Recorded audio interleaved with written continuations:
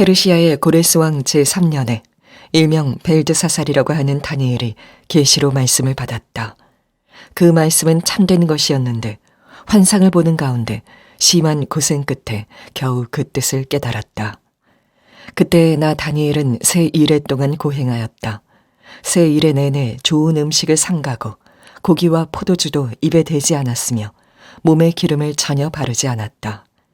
그런데 갑자기 한 손이 나를 어루만지면서 떨리는 손과 무릎을 일으켰다. 그가 내게 말하였다. 하나님께 큰 사랑을 받은 사람 다니엘아, 이제 내가 내게 하는 말을 주의해서 들어라. 너는 일어서라. 지금 나를 내게로 보내셔서 이렇게 왔다. 그가 내게 이 말을 할 때에 나는 일어섰으나 여전히 떨렸다. 그가 내게 말하였다. 다니엘아, 두려워하지 말아라. 내가 이 일을 깨달으려고 하나님 앞에서 스스로 겸손하여지기로 결심한 그 첫날부터 하나님은 내가 간구하는 말을 들으셨다. 내가 간구하는 말에 응답하려고 내가 왔다. 그러나 페르시아 왕국의 천사장이 20하루 동안 내 앞을 막았다. 내가 페르시아에 홀로 남아 있었으므로 천사장 가운데 하나인 미가엘이 나를 도와주었다. 이제 내가 마지막 때에 내 백성에게 일어날 일을 깨닫게 해주려고 왔다. 이 환상은 앞으로 일어날 일을 보여주는 것이다. 사람처럼 생긴 이가 다시 나를 어루만지시며 나를 강하게 하였다. 그리고 그가 말하였다. 하나님이 사랑하는 사람아, 두려워하지 말아라. 평안하여라.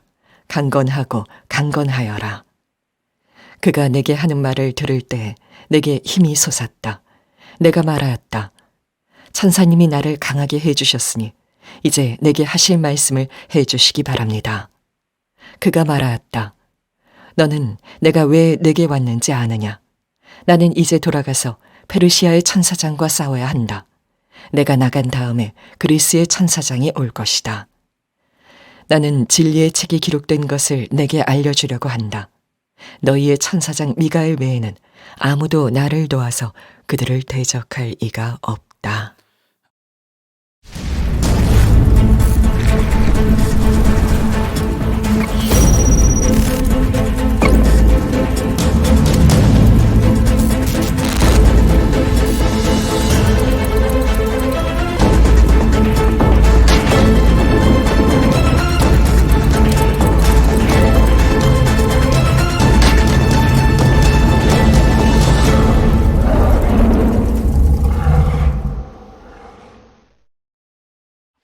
바벨론의 다니엘처럼 시리즈의 13번째입니다. 하늘과 땅을 움직이는 기도라는 제목의 말씀을 나누겠습니다.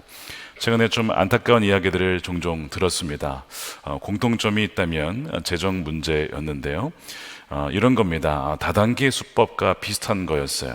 종교단체라고 불리는 곳에서 돈을 투자하면 그러면 나중에 어떤 연금의 형태로 돈을 돌려받을 것이다 라는 식으로 사람들의 돈을 이렇게 내게 하고, 혹은 예수님 믿으면 다 부자가 된다라는 식의 번영신학에 속아서 또한 돈을 바치는 그런 이단에 속아 넘어가는 그런 일들이 있었다는 것입니다. 참 안타까운 일인데 그걸로 인해서 부부관계가 멀어지고 가정이 파괴되어지는 그런 일들, 여러분 이건 다 마귀가 하는 짓이죠. 성경에서 예수님께서 마귀를 도둑이라고 표현하면서 도둑이 어떤 일을 하는가? 요한복음 10장 10절에 도둑은 다만 훔치고 죽이고 파괴하려고 오는 것뿐이다. 이 마귀가 우리의 삶을, 우리의 가정을 파괴하려고 속임수를 써서 무너뜨린다는 것입니다.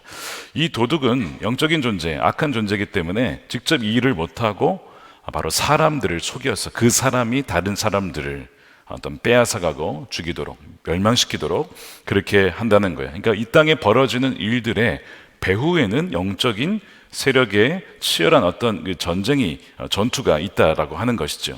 물론 모든 일의 배후에 다 마귀가 있다라고 하는 것은 치우친 생각입니다. 그러나 우리가 이 땅에 벌어지는 일들의 배후에 영적인 세력이 어디 있냐라고 생각하는 것은 순진한 것이고 무지한 것입니다. 양쪽 다 치우친 것인데 성경은 분명 도둑이, 마귀가 우리 삶을 파괴하라고 계속 유혹하고 미혹시킨다고 말씀하고 있어요. 여러분 혹시 하나님의 말씀대로 살아가려고 하는데 왜 잘 안 될까? 왜 풀리지가 않을까? 오히려 더 어려운 일이 있을까? 믿음 생활 하려고 하는데 왜 사고가 날까? 이런 경험 해 보셨습니까? 여러분, 그런 일들을 볼 때에 이게 지금 악한 영에 방해가 있구나, 역사가 있다는 것을 아셔야 돼요. 오늘 다니엘서 10장은 바로 그 부분을 다루고 있어요. 다니엘서 10장은 다니엘이 본 네 번째 환상이 되겠습니다. 첫 번째 환상은 바다에서 올라왔던 네 짐승, 두 번째는 순양과 순염소, 세 번째는 지난주에 살펴본 대로 71회의 환상, 그리고 네 번째가 오늘과 11장에 나오게 되는 이제 환상이게 되는데요. 이 환상을 보기 이전에 다니엘이 3주간 금식하며 슬퍼하며, 세 번역은 고행이라고 번역했지만 아쉬운 번역입니다. 개역개정대로 슬퍼하며 21일간 금식을 하게 돼요. 자, 2절 말씀에 그때에 나 다니엘이 세일의 동안을 슬퍼하며 세일이가 차기까지 좋은 떡을 먹지 않고 고기와 포도주를 입에 대지 아니하며 또 기름을 바르지 아니하니라. 왜 그가 슬퍼했을까요? 1절에 보면 이 역사적 배경, 언젠지가 시기가 나오는데 페르시아의 고레스 왕 3년이라고, 제3년이라고 1절에 표기를 하고 있습니다. 이때 무슨 일이 벌어졌던 것이죠. 그게 어디에 나오냐면 에스라서 1장, 2장, 3장, 4장을 읽어보시면 나와요. 고레스가 통치 원년에 이 유다 백성들을 다시 본국으로 돌려보내라, 그리고 성전을 재건할 수 있도록 허락을 해줍니다. 해방이죠. 그래서 사람들이 부푼 꿈을 안고 약속의 땅으로 돌아간 거예요. 그래서 1차, 2차, 3차 귀환이 벌어지죠. 그리고 돌아가서 성전을 재건하려고 하는데 그 지역에 있던 사람들, 사마리아 사람들, 그 사람들이 성전 재건을 방해해서 결국에는 중단이 되는 그런 안타까운 일이 벌어지게 된 겁니다. 사람들이 수단 방법을 가리지 않고 이 유다 백성들의 일을 방해하게 되는 거예요. 온갖 음모와 거짓 사실 유포와 회방과 협박과 투서, 편지를 보내서 결국에는 이 성전 재건이 중단되도록, 왕이시여 만약에 이가 재건이 되면 이 나라는 잃어버리는 것입니다, 세금을 걷지 않을 것입니다, 뭐 이런 식으로 거짓 사실을 유포하게 돼서 결국에는 중단이 되는 거예요. 자, 이 사실을 다니엘이 멀리 이 페르시아에서 소식을 듣게 됩니다. 그가 모든 상황들에 대한 하나님의 뜻이 뭘까? 도대체 하나님께서 풀어주시고는 왜 성전 재건을 못하도록 이렇게 막도록 내버려 두시는 것일까? 더 분명한 하나님의 뜻을 알고자 그가 슬퍼하며 금식하며 3주간 기도를 했던 것이죠. 자, 12절에 다니엘아 두려워하지 말아라. 너가 이 일을 깨달으려고 다니엘이 벌어졌던 그 상황들과 함께 환상의 의미가 무엇인가를 깨달으려고 하나님 앞에 스스로 겸손하여지기로, 금식을 이렇게 표현한 거예요. 겸손하여지기로 결심한 그 첫날부터 하나님이 너가 기도하는 그 간구를 들으셨다라고 말씀을 해요. 그러니까 이 다니엘은 하나님의 뜻이 무엇인지, 계획이 무엇인지 알려고 뭐 했다고요? 금식하고 기도하며 하나님께 나아가기로 결심을 하는 거예요. 사실 이때 나이가 대략 다니엘의 85세쯤, 그러니까 사실은 금식하기에는 좀 굉장히 어려울 수 있는 그런 시기입니다. 그러나 온전한 금식은 아니었지만 선택적으로 어떤 고기나 좋은 음식을 제한 그 금식을 해요. 하나님 앞에 겸비하고, 하나님 저로서는 아무것도 할 수 있는 것이 없지만 하나님 은혜를 베풀어 주십시오 라고 하는 그 마음으로 금식을 했던 거예요. 다니엘은 그 기도의 자리를 떠나지 않습니다. 그 땅에서 벌어지고 있는 악한 역사, 또한 그 하나님 백성들이 겪고 있는 수많은 핍박과 어려움들을 바꾸실 수 있는 분은 누구뿐입니까? 하나님밖에 없기 때문에 하나님께 나아갔던 것이지요. 그런데 이 다니엘이 기도를 했는데요, 응답이 없는 겁니다. 하루가 지나고 이틀이 지나고 일주일이 지나고 3주가 지나고 21일이 지나도 아무런 응답이 없는 거예요. 여러분, 기도를 했는데 아무런 응답이 없을 때가 있죠. 그때 어떤 생각이 들어요? 마음이 뭔가 이상해지면서 의구심이 들면서 서운하면서 낙심이 되면서 어려워집니다. 응답 없는 기간이 길면 길어질수록 기도 응답에 대한 확신은 여러분 줄어들기 마련이죠. 여러분, 기도에도 응답이 없다면 점검해 봐야 되는데 내가 잘못된 동기로 기도하고 있는 건 아닌가? 내 욕심으로 내 자신을 위해서 기도하는 것은 아닌가를 봐야 됩니다. 하나님은 그 기도에 응답하지 않으시기 때문에 그래요. 또한 내가 주님 앞에 죄를 지은 것이 있는가? 하나님 죄 지은 자에게 응답하지 않으시거든요. 그러니까 여러 가지를 점검하되 이것이 다 주님 앞에 회개하였고 해결이 되었고 그런 문제고, 또한 말씀의 근거에서 기도했고 약속의 근거에서 기도했고 하나님의 성품에 의지해서 기도한 것임에도 불구하고 응답이 되지 않는다면 이것은 마귀가 응답을 지연시키고 있다, 방해하고 있다는 것을 여러분 아셔야 된다는 거예요.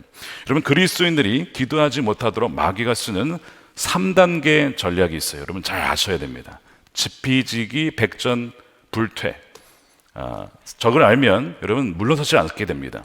무슨 얘기냐면, 첫 번째, 마귀가요, 애초에 우리가 기도하지 못하게 합니다. 어떤 식으로 하냐면, 야, 기도해도 소용없어. 기도에 무슨 능력이 있어요. 야, 너 허공에 그냥 얘기하는 거야. 이런 식으로 우리에게 미혹하고요. 또한 마귀가 사람들을 나쁜 사람들로 만들려고 하다가 못 만들면 어떻게 만들어요? 바쁜 사람으로 만듭니다. 그래서 바빠서 기도를 못하게 만들어요. 아유, 기도할 시간이 어디 있어, 지금 일해야 되는데. 이렇게 우리가 아예 기도를 못하게끔 만든다는 거예요. 또한 몸을 지치게 만들어요. 굉장히 어떤 일로 몸이 상하게 만드는 거예요. 반복되는 어떤 일로 지치게 만들고 마음이 지치게 만들어서 기도하지 못하게. 이거 첫 번째 전략이에요. 많은 경우에 여기 넘어갑니다. 그래서 기도를 안 하는 거예요. 근데 어떤 경우에는 그런 일이 있어도, 야, 내가 바빠도 기도부터 해야지. 막 새벽에 나오고 막 밤에 기도하고, 이렇게 되면 마귀가 포기하느냐? 그렇지 않아요. 두 번째 전략으로 넘어가요. 두 번째 전략은 뭐냐면, 기도할 때 방해를 해요. 기도할 때 어떻게 방해를 하느냐? 기도할 때 머릿속에 온갖 잡다한 생각을 집어넣습니다. 내가 오늘 아침에 봤던 그 스마트폰에 그 영상이, 그 내용이 막 떠올라. 갑자기 기도하려고 그러는데 친구들과 잡담했던 그 생각이 자꾸 떠오르고, 기도하려고 그러는데 염려와 근심이 자꾸 떠올라서 기도가 되지 않는 거예요. 마귀가 생각을 통해서 유다에게 넣어줬잖아요. 그러니까 생각은 다 주님이 주신 생각도 아니고 내 생각도 아닙니다. 마귀가 주어주는 생각이 있어요. 이렇게 혼란스럽게 만들어서 기도에 집중하지 못하게 하는 것이 두 번째 전략이에요. 많은 사람들이 기도의 자리에 왔지만 효과적인 기도를 하지 못하는 이유 중에 하나가 바로 이 두 번째 계략에 넘어갔기 때문에 그렇습니다. 그러니까 우리가 평소에 무엇을 보고 듣고 하는지가 되게 중요해요. 그러니까 스마트폰이 되게 유용한 점이 많지만 우리의 집중력을 굉장히 해한다는 건 아시죠? 성경이나 독서를 못하게 해요. 스마트폰 많이 보는 분 치고 독서를 많이 하신 분 거의 없을 겁니다. 그게 원리예요. 전략입니다, 마귀가. 그래서 여러분, 두 번째 이렇게 걸려드는 분이 있어요. 근데 그럼에도 불구하고 다 물리치고 기도하시는 분들이 있단 말입니다. 자, 그러면 마귀가 여기서 포기하냐?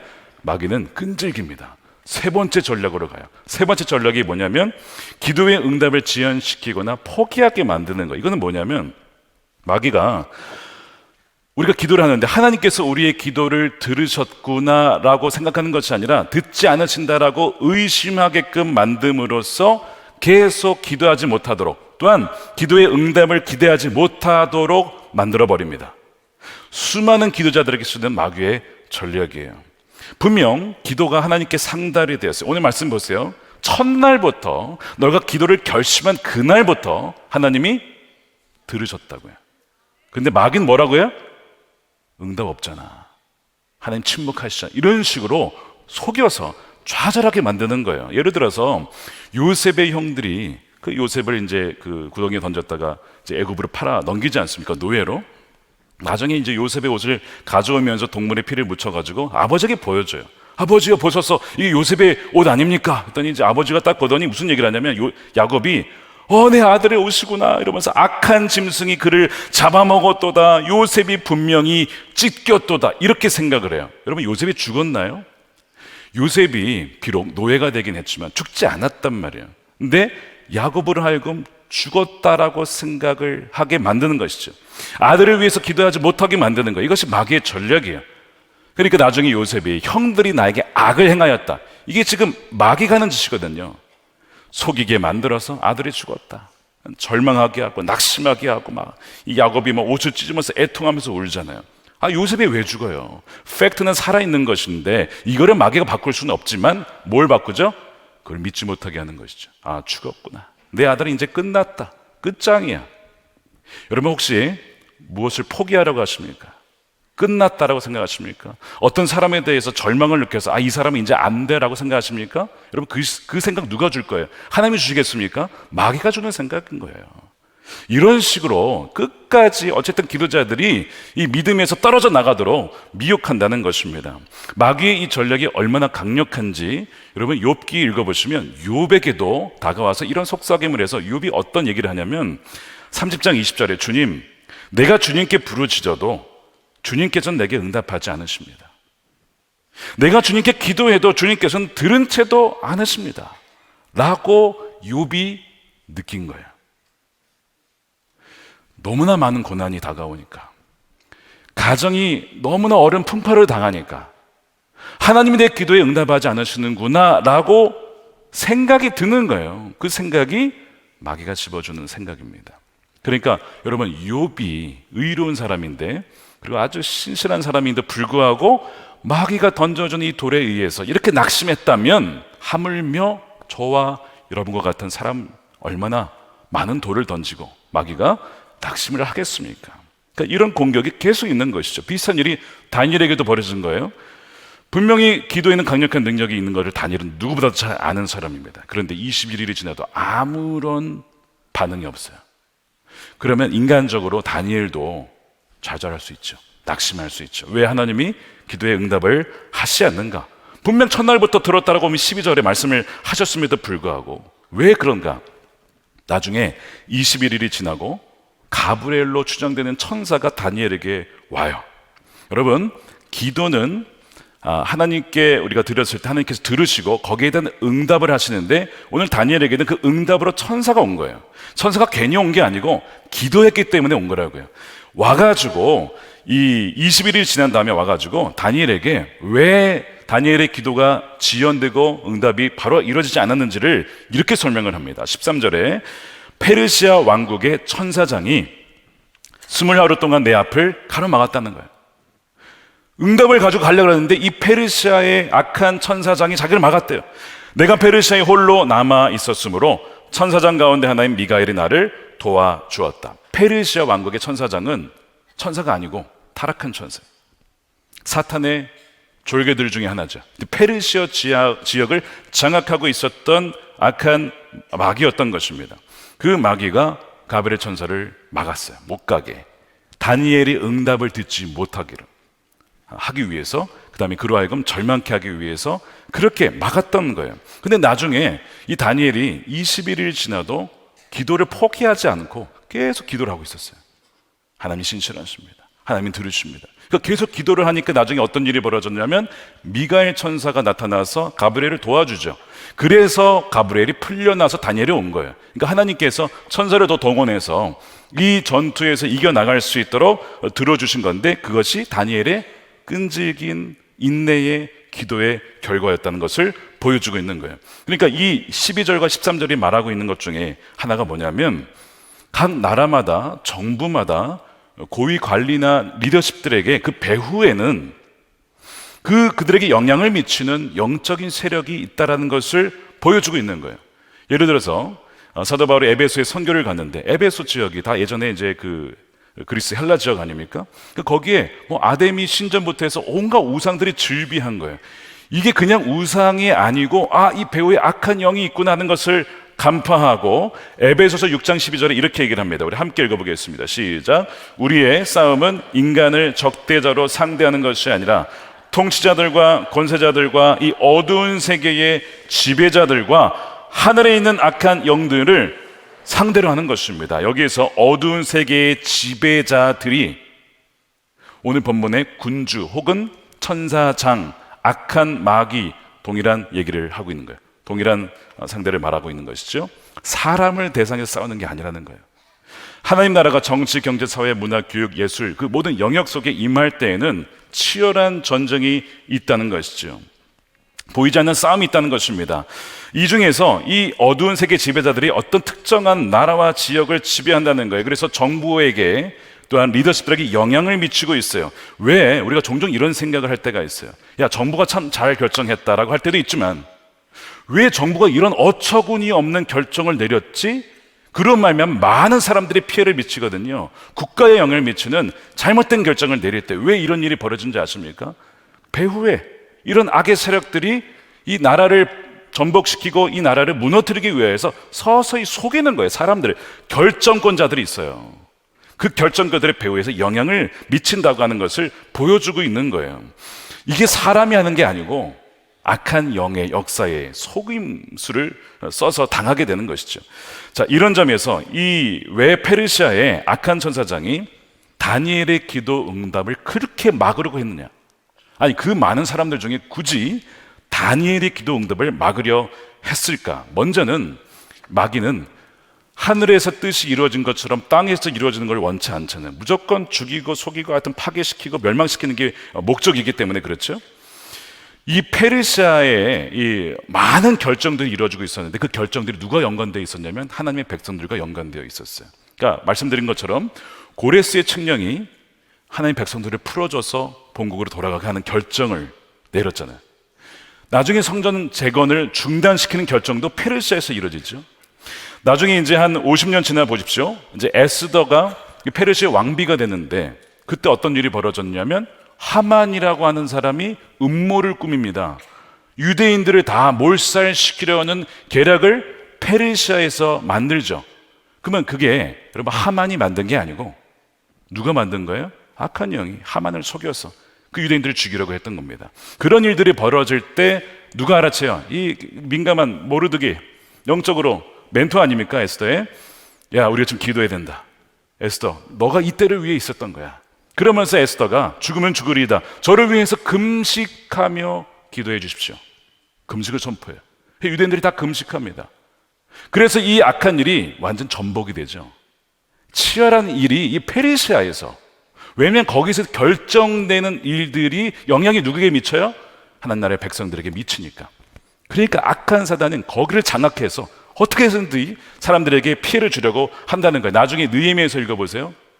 예루살렘 성벽이 다 무너진 채로 오랫도록 복원이 안 되는 거예요. 그러니까 이 치안이 문제가 있어요. 사람들에게 위험이 다가오니까 막 어려우니까 이 성벽을 재건해야겠습니다. 느헤미야가 기도를 하고 왕에게 나아가죠. 왕이 안 돼 하면 끝나는 거예요. 못 가는 거예요. 근데 그 치열한 전쟁 중에 느헤미야가 기도했단 말이에요. 금식하며 기도했어요. 느헤미야가 그때 울면서 금식하며 기도하고 왕에게 나아갔을 때 왕이 허락을 해주는 거예요. 가라, 내가 너를 총독으로 임명한다. 그래서 성벽이 재건이 되지만 그때에도 싸움이 있었죠. 결국에는 승리를 하게 돼요. 이제 이 모든 일들이 어디서 벌어졌다고요? 페르시아라고요. 그러니까 페르시아의 강력한 마귀 천사장이 거기에서 있으면서 중요 결정 내릴 때마다 방해를 하는 거예요. 다니엘의 응답을 가지고 가려고 했던 것들을 막았던 이유도 바로 그것과 연관이 있었던 것입니다.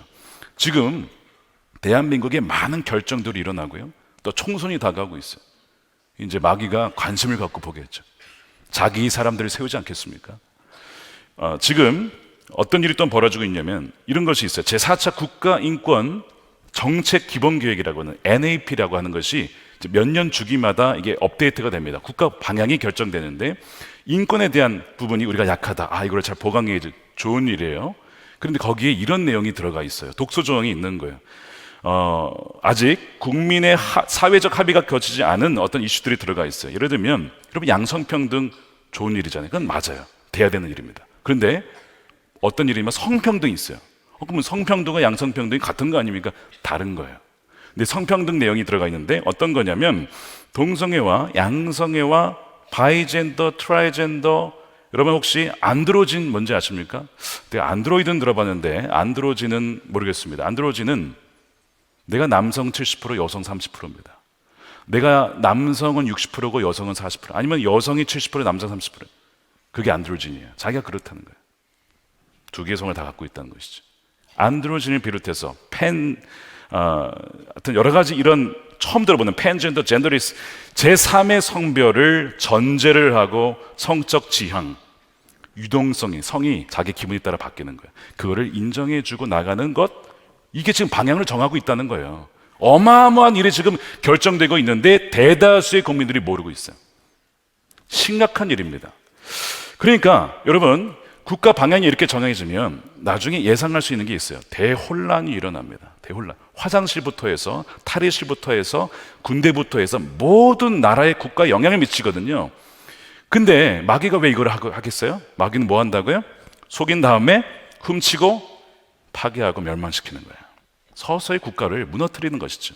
이 모든 배후에 사람이 있는 게 아니고 악한 영향, 이 악한 역사들이 있다는 것입니다. 그래서 우리가 이것을 빛 가운데 드러내게 하고 우리가 기도로 대적하면서 다니엘과 같이 신실하고 용감한 하나님의 백성들이 정치계로 들어가셔야 돼요. 그 일을 하셔야 된다는 것입니다. 오늘 본문에 보면 천사장이 이 응답을 필사적으로 막으려 했던 구체적인 이유가 더 나오는데 14절과 21절에 보면 이제 내가 마지막 때에 내 백성에게 일어날 일을 깨닫게 해주려고 온 거예요. 21절에 보면 진리의 책에 기록된 것을 너에게 알려주려고 천사가 온 겁니다. 근데 그거를 마귀가 방해한 거예요. 그 말은 무엇이냐면 마귀는 우리가 하나님 말씀을 알고 하나님 앞에 나와서 예배하고 주의 음성을 듣는 것을 극도로 경계하고 두려워합니다. 갖은 방법을 통해서 하지 못하게 하려고 여러분 수작을 벌인다는 거예요. 지금 이 마지막 때에 벌어질 일, 또 하나님의 역사가 어떻게 될 것인가를 알게 되면 이 다니엘은 지금까지 어떻게 살았냐면 하나님의 말씀이 뭔가 약속에 주어지잖아요. 가만히 있지 않아요. 이 다니엘은 뭐예요? 그거 들고 하루에 3번씩 기도하고 감사하고 하나님 이 역사가 일어나게 해주십시오. 기도의 용사예요. 다니엘이 이것을 알면 진짜 하나님 뜻대로 되는 거 아닙니까? 그러니까 어떻게 해서 다니엘이 알지 못하게 하려고 방해를 하는 거예요. 여러분, 이것이 바로 방해했던 이유고 응답이 지연된 이유인 것입니다. 다니엘이 이것을 만약에 알고 기도를 하게 되면 어떤 일이 벌어지느냐? 마귀는 훔치고자 하지만 다니엘이 기도하면요 훔쳐갔던 것을 다시 되찾아옵니다. 마귀는요 어떻게 하려면 죽이죠. 그러나 기도하게 되면 죽었던 자를 살리게 되는 것이죠. 또한 마귀는 뭐라냐면 멸망시키는 거예요. 가정이든 삶이든 나라든 무엇이든 교회든 다 멸망시키려고 하는데 기도하면 다니엘의 기도는 재건을 하고 다시 회복을 시킨단 말입니다. 이것을 마귀도 잘 알고 마귀도 믿어요. 다니엘의 기도가 능력이 있다는 것을 마귀도 믿는다고 믿기 때문에 막으려고 하는 거예요. 여러분들이 기도를 못하게 막으려고 하는 거예요. 그러니까 여러분 이 치열한 전쟁이 있었다는 것이죠. 다니엘의 기도는 한마디로 하늘과 땅을 움직이는 기도였어요. 천군 천사를 하나님께서 동원해서 마귀의 계략을 파쇄시키고 하나님의 뜻이 이 땅 가운데 이루어질 수 있도록 하는 기도가 이 다니엘의 기도였다는 것입니다. 여러분 이것이 다니엘에게만 있었습니까?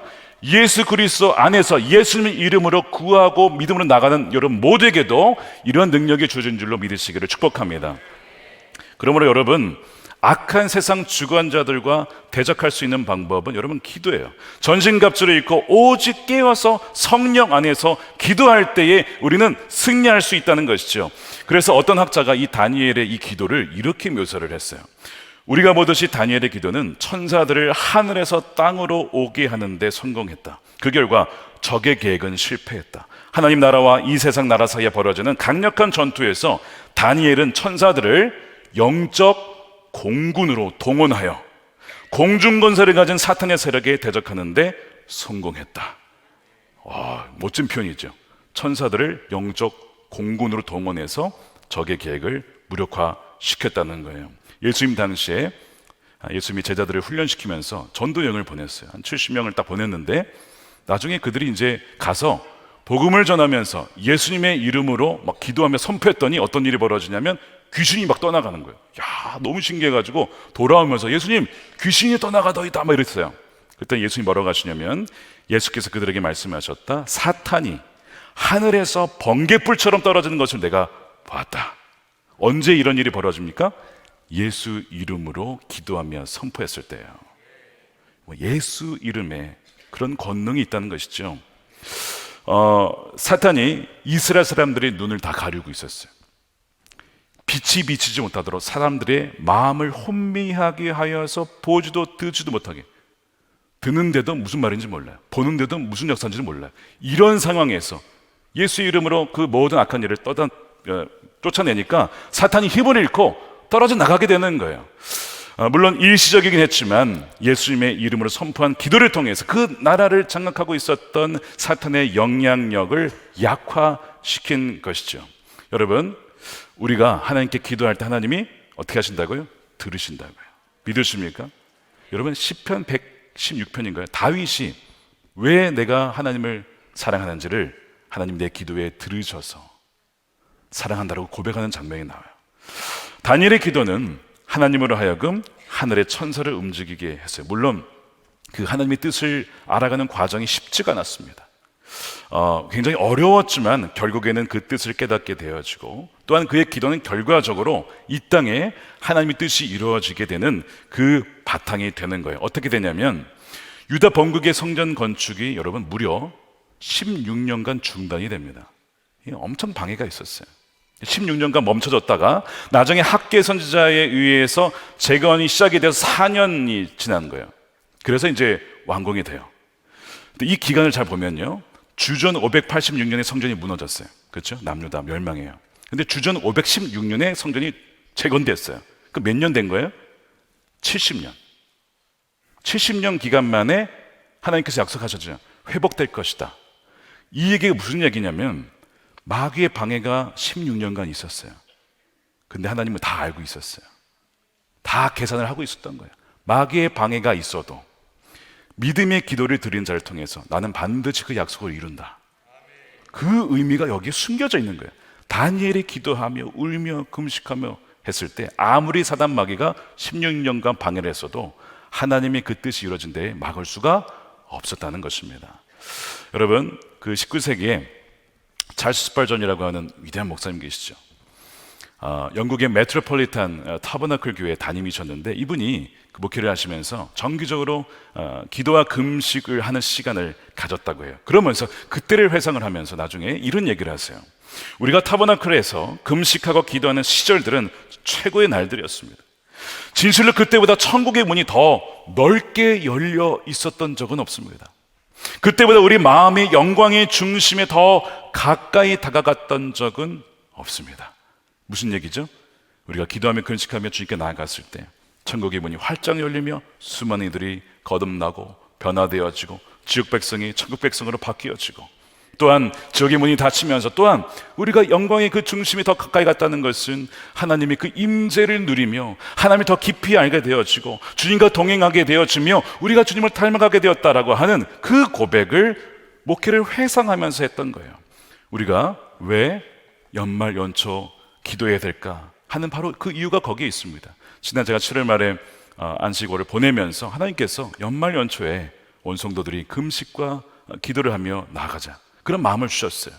왜 그런지는 얘기를 안 하셨어요. 근데 제가 이번 하반기를 보내면서 그 이유를 듣게 되었어요. 제가 다 말씀드릴 수는 없지만 많은 일들이 정치, 경제, 사회, 문화, 교회 많은 영역 속에 사단이 얼마나 득세한지 몰라요. 하나님이 그래서 기도하게 하시는구나 라는 것을 깨닫게 됩니다. 그런데 많은 어려움들이 있지만 감사한 건 뭐냐면 우리는 이미 승리할 거라는 걸 알고 있어요. 그러니까 우리는 절망이 아니라, 오늘 주제가 뭐예요? 소망, 애드벤트, 소망이잖아요. 우리에게는 승리에 대한 소망이 있으니까 힘들어도 이겨나갈 우리 소망이 있음을 여러분 믿으시길 축복합니다. 그 마음을 하나님께서 주시는 거예요. 어떤 분은 목사님 저는 나이가 너무 들었습니다, 이런 분이 계실지도 모르겠어요. 근데 여러분, 하늘과 땅을 움직이는 기도에는요 나이의 제한과 조건, 한계가 없습니다. 다니엘이 오늘 몇 살이라고요? 연세가 85세 가까이 됐어요. 그러나 그의 기도에 하나님은 들으시고 응답하셨단 말이죠. 프랭크 로박 선교사님이 잘 아실 거예요. 누가 주의 기도, 강력한 기도의 용사가 될 것인가, 이렇게 얘기를 하셨습니다. 하나님의 기도 군대, 부대에는 스스로 다 살았다라고 생각하는 어르신들이 포함되어 있습니다. 몸이 불편해서 집안에만 있는 사람들, 자신의 생이 다 끝났다라고 생각하는 어르신들, 자신의 삶을 가치 있게 만들 기회를 갈망하는 약자들의 군대, 그러나 바로 여기에 미처 사용하지 않은 하나님의 가장 큰 자원이 있습니다. 바로 자신의 삶이 가장 보잘것없다고 여기는 사람들, 건축자들이 버린 돌들, 그들이 하나님 나라의 모퉁이돌, 머릿돌이 될 것입니다. 이런 얘기를 하시는 거예요. 미국에서 제1차 대각성 운동이 일어날 때 조지 필드가 말씀을 전하면 많은 사람들이 회심을 했어요. 근데 그 비결이 무엇이냐? 여러 가지가 있지만 그 옆에는 항상 무명의 다리를 저는 누군가가 항상 같이 따라다녔어요. 중보 기도자였습니다. 몸이 불편했지만 항상 위필드와 또한 말씀 사역을 위해서 함께 중보하며 나아갔던 그 무명의 중보 기자를 통해서 하나님은 그 기도에 응답하여 주셨어. 영국만이 아니라 미국도 많은 이들을 주기로 인도하는 데에 하나님께서 기도에 응답하여 쓰셨다는 것이죠. 오늘 말씀에 보면 다니엘이 지치고 쓰러지고 여러 번 그렇게 됩니다. 환상의 내용을 다 이해하기도 어렵기도 하고 또 감당할 수 없기 때문에 그런 것도 있지만 몸이 약해진 상황이에요. 그럴 때마다 누가 와서 위로해 주는 거예요. 일어나라, 다니엘아, 힘내라. 보니까 천사예요. 자, 다니엘서 10장 18절에 사람처럼 생긴 이가 다시 나를 어루만지시며 나를 강하게 하였다. 그가 말하였다. 하나님이 사랑하는 사람아, 큰 은총을 받은 사람아, 두려워하지 마라. 두려워하지 마. 평안하여라.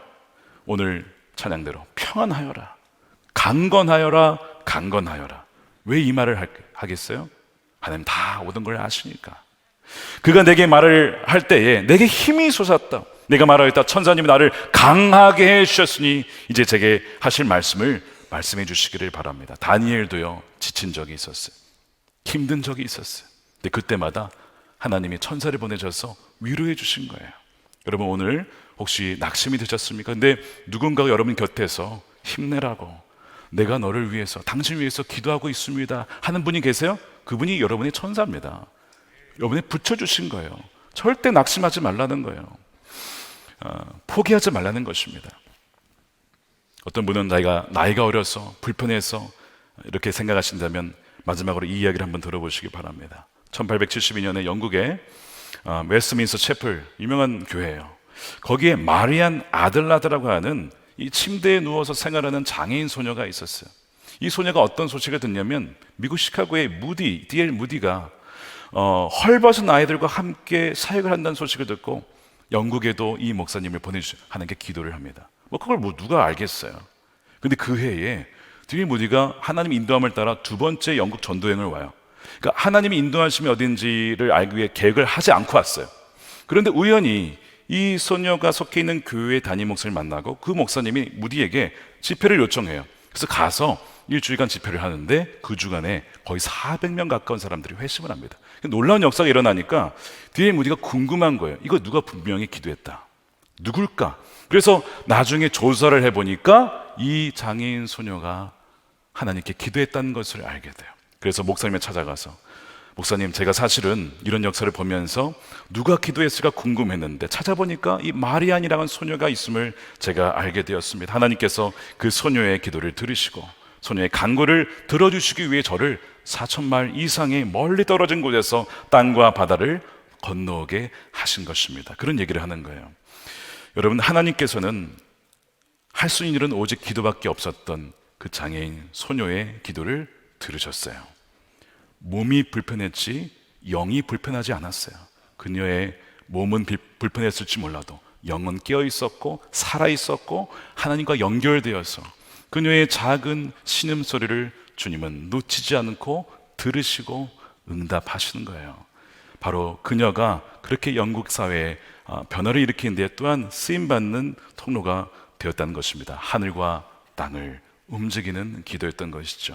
사랑하는 여러분, 우리가 연말 연초에 다니엘 금식 기도에 동참하면서 우리의 어떤 어젠다를 주장하는 것이 아니라 하나님의 뜻이 무엇인지 거기에 우리가 순종하고 또한 따라가며 그렇게 믿음의 발걸음을 나아갈 때에 하나님께서 저와 여러분들과 또한 가정과 교회와 사회 가운데 계획하신 일들을 하나하나 신실하게 이루어 가실 줄 믿으시는 여러분들이 되시기를 주님의 이름으로 축원드립니다.